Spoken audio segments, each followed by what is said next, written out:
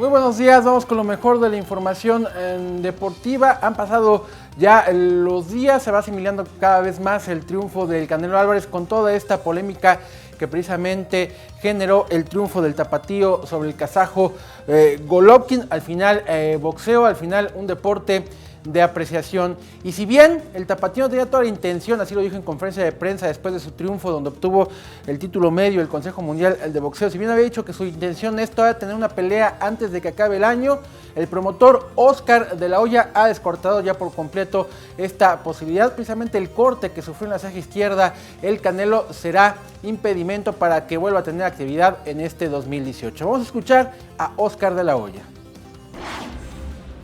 Él pelea en diciembre por la cortada, pero no sabemos. Eso lo van a decidir la comisión y los doctores.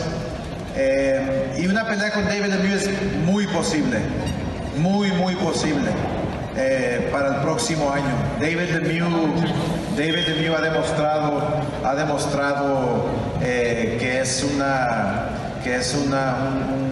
retador, campeón. Digno, ¿no? para pelear. Bueno, y mientras tanto, ya lo sabe, ya fue confirmado el tercer episodio de este duelo entre Canelo y Golovkin, con algunas condiciones por parte del equipo de trabajo del kazajo, pero en 2019 tendremos la tercer pelea entre ambos peleadores, que fue un gran combate el que brindaron el pasado sábado allá en Las Vegas. Y también hay que hablar de lo que sucedió este fin de semana. Llegó la antorcha olímpica a nuestro país, porque hay que recordar que precisamente este año se conmemoran 50 años de que se realizaron los Juegos Olímpicos aquí en la Ciudad de México. Todo empezó en el puerto de Veracruz. Dicen que recordar es volver a vivir, y así fue como el puerto de Veracruz, después de 50 años, volvió a disfrutar lo que aquel 1968 marcó la historia de México, la llegada de la flama olímpica que daría paso a los Juegos Olímpicos en nuestro país. Procedente de La Habana, Cuba, y a bordo del buque escuela velero Cuauhtémoc, llegó la flama olímpica a México para conmemorar el 50 aniversario de la justa olímpica. Con 10 relevos de nadadores, la flama recorrió 850 metros del mar de Veracruz para después llegar a tierra mexicana, donde atletas y personas que participaron hace 50 años en el recorrido al encendido del pebetero en el malecón, pudieron otra vez tomar esa antorcha que les hizo recordar lo vivido en aquella época. El haber practicado el deporte, la primera vez que se hacían las Olimpiadas, el estrés que había del país, había muchas situaciones en ese momento. El uniforme, es pues porque lo guardé y porque todavía me queda. Aunque ya crecí más, pero me queda todavía. La flama olímpica permanecerá unos días en Veracruz para después viajar a la Ciudad de México. Y será el 12 de octubre cuando se encienda, como hace 50 años, el pebetero de CEU. Se enciende este pebetero que va a recorrer justamente parte de la zona y de las calles de la ciudad, y después va a migrar y va a pernoctar en el propio Comité Olímpico Mexicano ahí en la Ciudad de México, para después hacer el propio 12 de octubre el relevo per se, con un recorrido que va a hacer a lo largo de la Ciudad de México para poder llegar al Estadio Olímpico de México 68.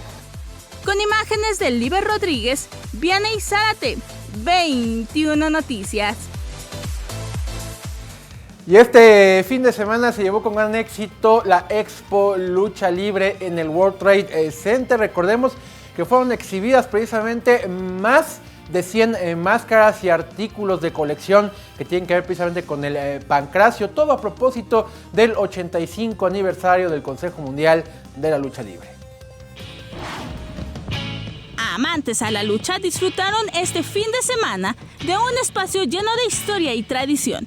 Y es que llegó a la Ciudad de México una de las exposiciones más importantes y completas de la lucha libre, gracias a la colección histórica de Christian Zimmer, quien exhibió alrededor de 150 máscaras y equipos. Súper importante para toda la afición de la lucha libre nacional e internacional de venir a ver este museo de la lucha libre, donde hay historia de 85 años. Es una maravilla, es poco, pero el 85 años tiene muchísima historia.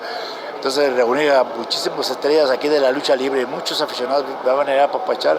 La Expo Lucha llegó para conmemorar el 85 aniversario del Consejo Mundial de Lucha Libre y acercar a toda la población a conocer un poco de la historia de este deporte a través de diferentes artículos, como máscaras y trajes originales, así como revistas, entre muchos más.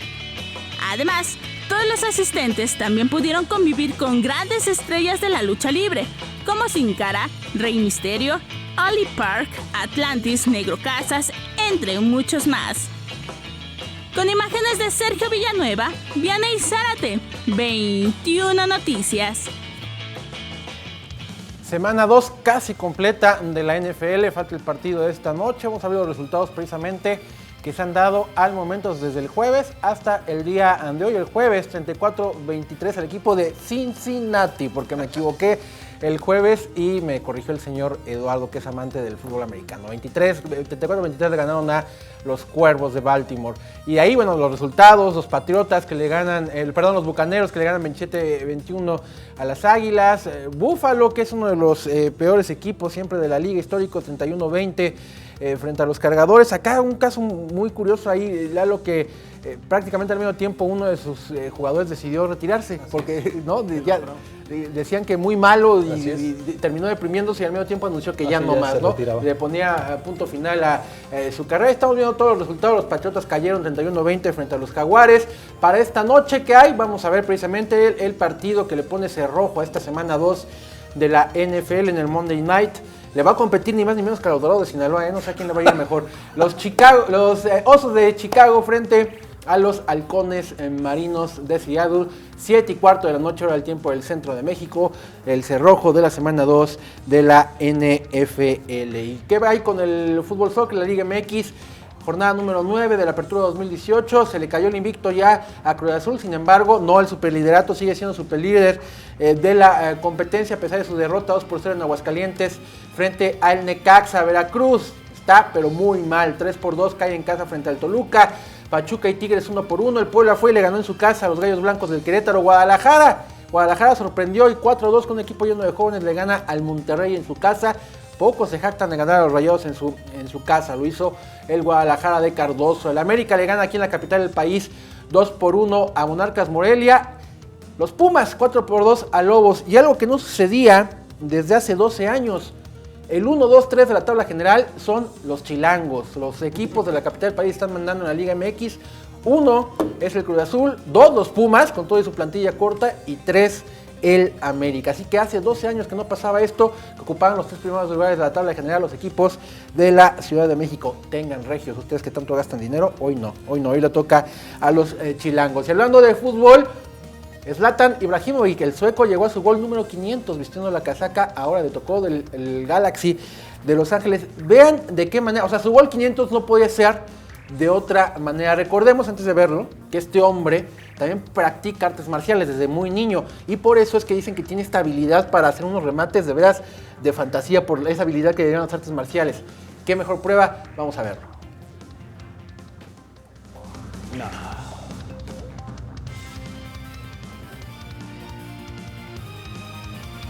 Es increíble el remate, o sea, va de espaldas todo el tiempo al arco y nunca ve la portería, Ya la trae tatuada en la cabeza. Nunca ve la portería, ya la trae tatuada en la mente y da este giro, literal como una patada de karateca.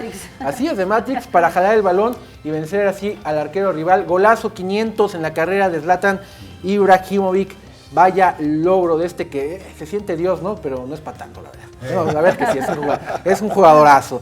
Y bueno, ya que estuvieron hablando ahí en las redes sociales, por supuesto, lo que sucedió en Berlín, en el Maratón de Berlín, uno de los grandes majors del año, el keniano Eliud Kipchoge le rompió, no iba a decir una grosería, no, abatió por completo, hizo pedazos el récord mundial en maratón con un tiempo de 2 horas, 1 minuto 39 segundos, o sea, le bajó 78 segundos a la marca, la hizo pedazos, ¿no? Dicen que este hombre no es humano y creo que sí, o sea, son unas marcas impresionantes. O sea, lo que hizo de tiempo fue impresionante. Y rápidamente para despedirme les voy a mostrar este video. 2 aficionadas del Manchester City de Inglaterra fueron homenajeadas porque cumplieron 85 años como aficionadas de este equipo. Vamos a verlo, lo vamos comentando y lo vamos viendo.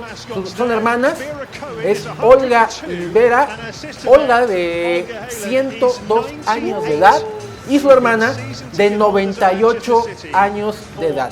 Por eso vemos que hasta en la playera, en los dorsales, una trae el 102, el otro trae el 98, que son sus edades. Son las aficionadas más longevas del Manchester Qué buena City, afición para y compartir así entre hermanos, le ¿no? rindieron homenaje precisamente en el Manchester City. Lo que no es saber estas mujeres de todo lo que han Ricardo. vivido. Imagínate todo lo que no han vivido. Es la información deportiva. Muchísimas gracias.